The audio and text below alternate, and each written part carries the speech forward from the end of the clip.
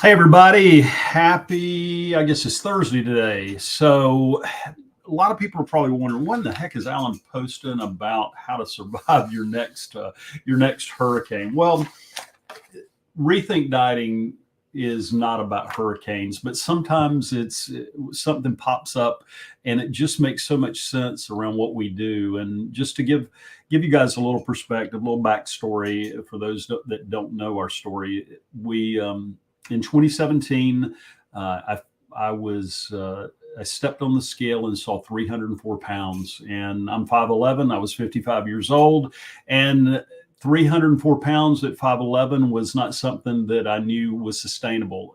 I realized that at 65, the odds of me being still alive, if I just maintained that weight, were pretty near zero. So it led to me going on a 260-day journey to my ideal weight, dropped 129 pounds in 260 days. And it really was something I did for me. I did it for my family. It was because I knew that my wife would end up being married to somebody else, which was not acceptable, even though I don't think she was shopping around at the time. Hope she still isn't. But it also led to her dropping 63 pounds in 190 days. And none of this I say to impress you, but I say to impress upon you. It changed everything for us. We realized that after 35 years of struggling with weight, it was never the diet. It just wasn't. It was never the diet. Did I have to change what I eat? Of course I did, but it was always the decision. And we make these decisions every day. And yesterday or 2 days ago, we were getting prepared for Hurricane Adelia. I think I'm saying that right. That came through Amelia Island, Florida. We were on the western side of it. We didn't thank goodness we didn't get hit too hard, but we were making preparations. We were staying. We live on an island, as I said, Amelia Island, so it's we do evacuate when they say to evacuate. But realizing that we needed some stuff just to be sure we had. I pulled up the Weather Channel, their guide to being hurricane prepared, and so I'm going to read these to you, and it's interesting. The one, number 11, is the one that got my attention, but they number 11 does not make sense to me, and I'm going to kind of dive into that deeper. And this is kind of a disaster preparedness thing that I was looking at, because you never know. Sometimes those things speed up, they go around you, they hit you hard. We never know what's going to happen. But they said number 1 was water, number 2, first aid supplies, number 3, ready to eat meats, fruits, and vegetables. Number 4, high energy foods like protein bars, nuts, things like that. Non-prescription medication, toilet paper, battery operated radio flashlight, cash, a map, since potentially your phone would not be working because of the power being out. Books and board games. That was number 10. And those all make sense. Those are certainly the number 11. Comfort food. The Weather Channel's telling you to buy comfort food or drinks. They actually have or drinks in parentheses to prepare for a disaster. Well, what I would submit to the Weather Channel is they're creating a disaster, and it's just kind of funny to me. I mean, I talk to people all the time. I talk every day. We're talking to men and women that struggle with obesity, and this is the kind of thinking that causes the problem. We're so ready to use food as a stress relief, and then we wonder 6 months, 6 years, whatever it is, why we have a problem with our weight, why we can't face it.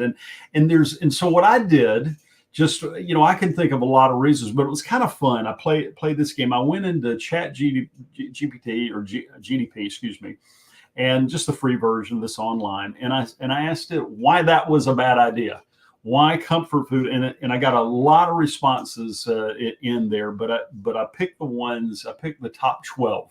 So one more, and it makes sense. First one is cognitive dissonance, which it does. That means doing one thing when your belief is aligned with something else. Okay, doing one thing when your beliefs align with something else. And I don't want to get too much in the weeds, but when a person's, I'm just reading from this is dictionary.com. when a person's behavior and beliefs do not complement each other, or when they hold two contradictory beliefs. A lot of people might not know what cognitive dissonance is. And so that's what we do every day. That's how people get obese. They believe that, and I was just talking to somebody just a little while ago. I mean, they believe, oh, I'll never get that overweight. I'll never. How in the world did they let themselves get to the point that they got? Just like, how in the world did I let myself get to 304 pounds? I was doing things that didn't align with what I knew to be the right thing to do. And so cognitive dissonance, boy, that got my attention. The other one is emotional eating. Well, I've done a very, very in-depth study of people, and this is not an official survey, but I've only found that 100% of our clients and 100% of the people I talk to that struggle with their weight are emotional eaters. They use food as a drug. I mean, it's crazy, but we do it every day. And people say, oh, no, I don't. I said, well, yeah, let's think about that. When's the last time you came home from work having a tough day and grabbed food to soften it? And especially as Christians, we believe, and I'm a Christian, and a lot of our clients are, we believe that, oh, food is good. We eat that, but it's gluttony. And it's just like, oh, but I'd never get drunk to do it, but I'd get drunk on the food. So emotional eating, I mean, are you kidding me? Dependency is number 2. Relying on comfort foods to cope with stress might create a psychological dependency. How about that one?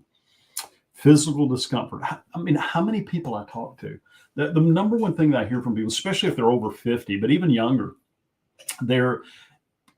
when their knees hurt or their back hurts or something like that because of weight gain. Guys, if you're going to comfort food, to solve a problem, it's not going to solve it. It's going to make it worse. Impaired decision making. I thought this was interesting. Unhealthy eating, which, that's always subject to definition, can impact cognitive function. How about that? We wonder why we're tired. We wonder those things. Distractions from real needs. So you're sitting there eating your comfort food, whatever it is. For me, it was the single serving bag of Doritos that say family on them. Those, they only make one size, so they're all single serving. And so that was me before I rethought dieting. And so the other one, guilt and shame. Gosh, I cannot tell you how many times I sat between my elbows feeling guilty after the fact. I mean, think about this. If you're in the middle of a hurricane or disaster or anything, and you're using comfort food to calm yourself down, the guilt and the shame that you have afterwards. I mean, I talked to people, the person I was talking to just a few minutes ago, how many times have you grabbed that food and felt guilty? The answer was every time. Guilt and shame, that emotional stress. And this is what do people do? Then they eat more to feel better. So you eat to feel better, then you feel lousy because you ate the wrong things, or you ate more than you should, or you ate comfort food, whatever it was. And then you eat more to feel better later. It's a circle of insanity. It makes no sense. It really doesn't, but we do it. Here's one. Surprise, surprise. Weight gain. Many comfort foods are calorie dense, and high in unhealthy fat sugars contributing to weight gain no kidding. And we're surprised when we gain weight from using food as a stress relief. We're surprised, like, oh my gosh, how did that get there? I eat healthy, and I hear this all the time too, and it's so interesting to me. I eat healthy all the time. Okay. Well, we don't. In fact, I looked this up one time. There is no evidence that not eating will make you gain weight. And I'm not saying to starve yourself, but you have to actually eat food to gain weight. It is possible. I don't know of another way. If you do, let me know. Feel free. I'm sure there's that 1 in 1 million that would be wrong. Temporary relief. It's just temporary relief, but it's going to be and you're going to have that guilt and shame afterwards, and all the physical, all the different things. Stress eating. Comfort food is often consumed in response to stress. Well, no kidding. That's what they're saying. Don't do it.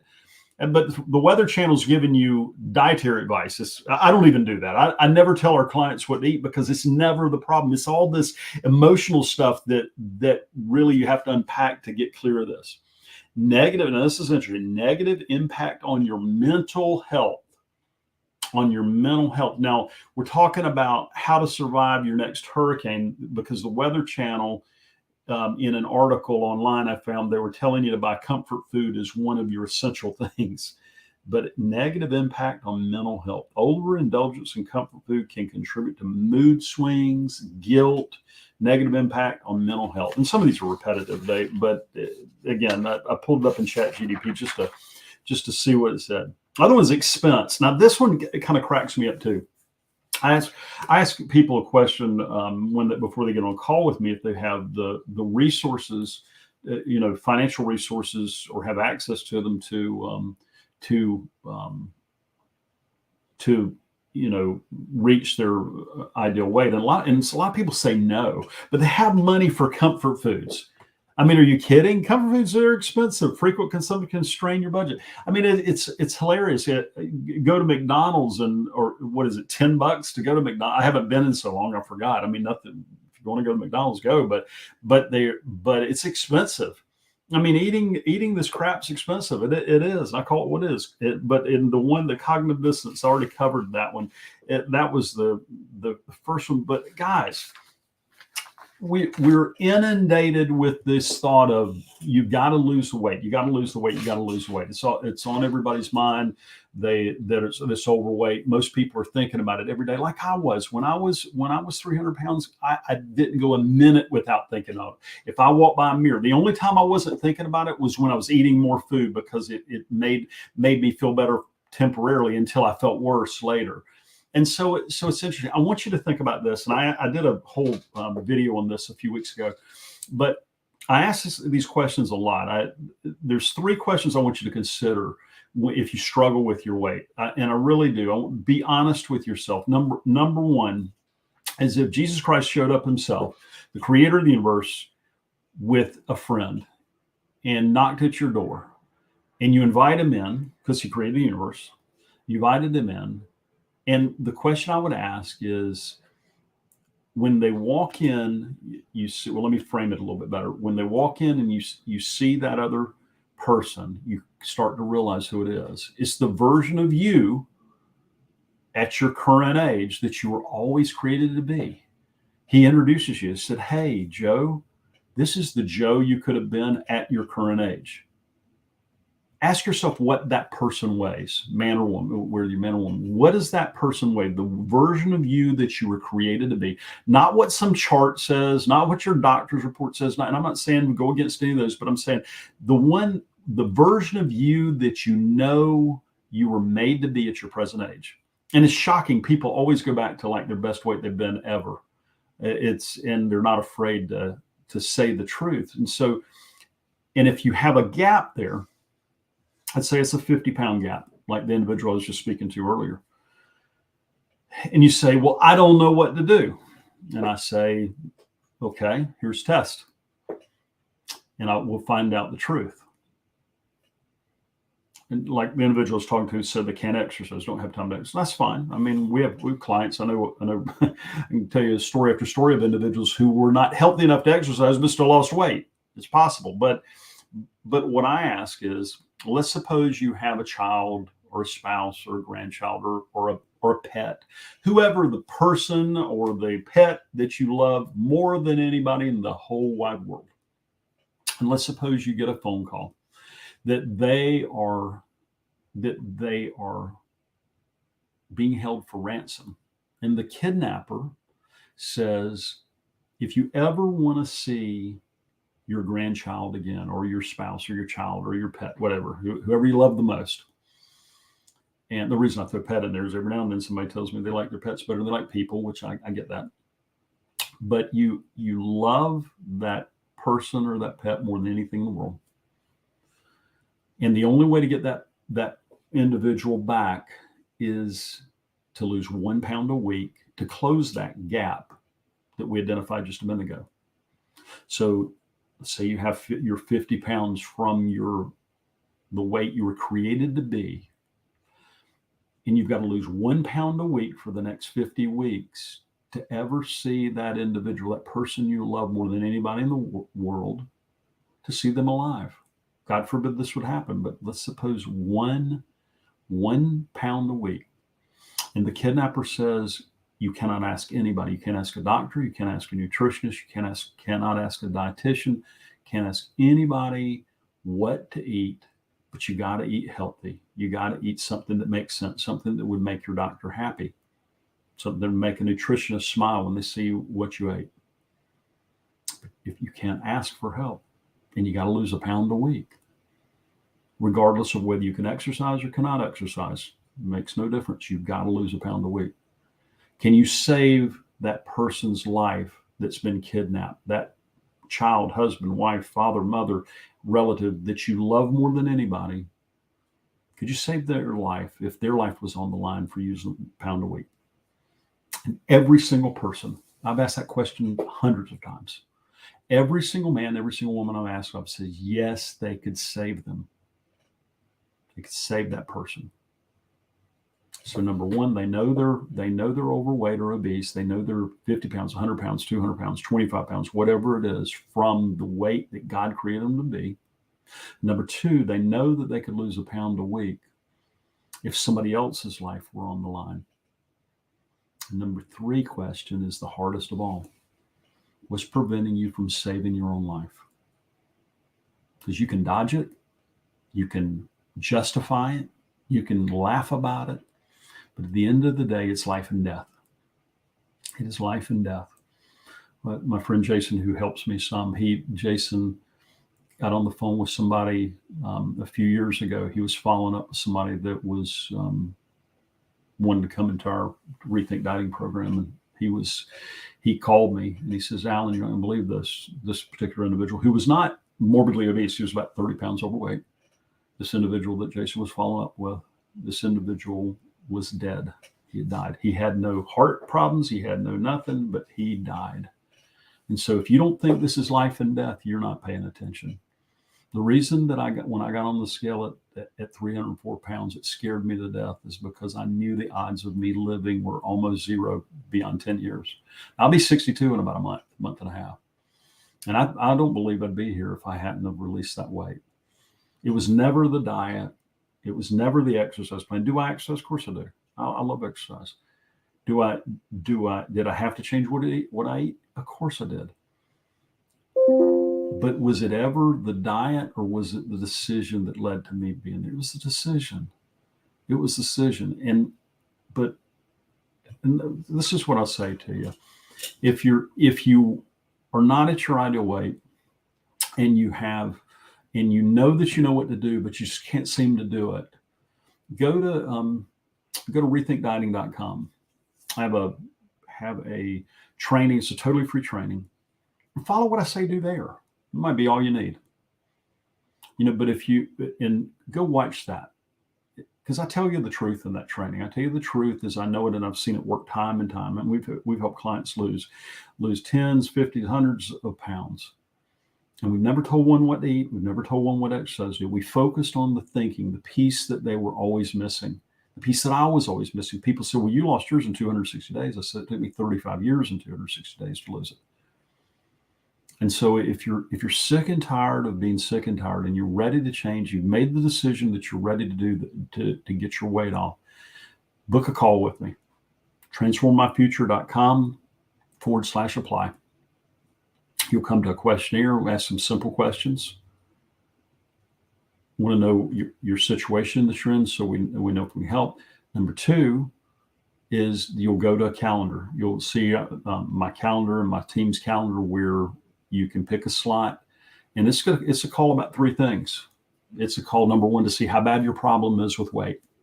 Really, how bad it is. How bad is it for you? A lot of people, it's not that bad. I talk to people that are morbidly obese, 200 pounds of weight, and they are very happy where they are.